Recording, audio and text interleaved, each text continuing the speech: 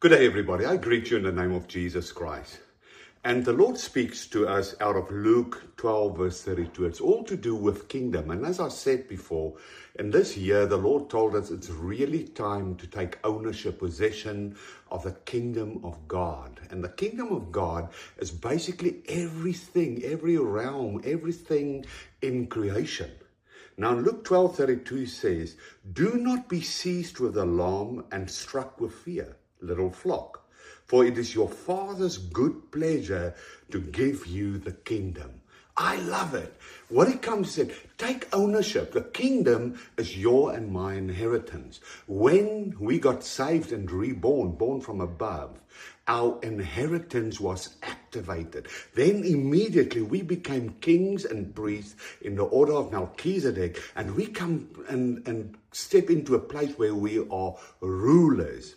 And there's a scripture, Psalm 115, verse 16, where it says, "The heavens belong to God and the earth to the sons of God." It basically means that we've got to rule and reign according to His purpose, according to His desires, according to His plans.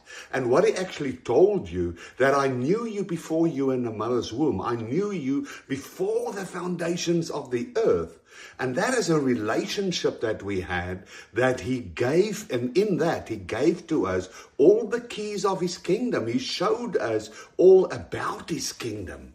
So inside of us, in our DNA, in our memory, all the kingdom rules and let's call it regulations or desires of God is manifested. And when we're in this place of intimacy and a relationship with Him, it means His breath and His light is shining and breathing on that revelation, on the kingdom, on His desires. And we basically get the privilege and the honor to partner with Him and to activate the kingdom.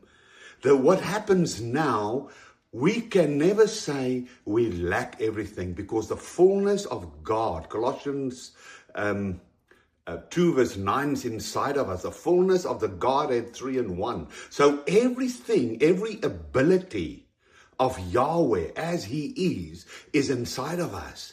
So we have got no excuse to say we can't be those rulers. We can't take ownership of the kingdom. It's all about intimacy. It's all about love for Him and desiring Him in such an amazing way that we want the kingdom to manifest the ability of heaven. The Lord said all of the earth will be filled by glory. It basically means we'll be filled by heaven, of the goodness and the love and the perfection of God. And you and I now need to take ownership. We need to bring heaven on earth so that the kingdom of God manifests in spirit and truth.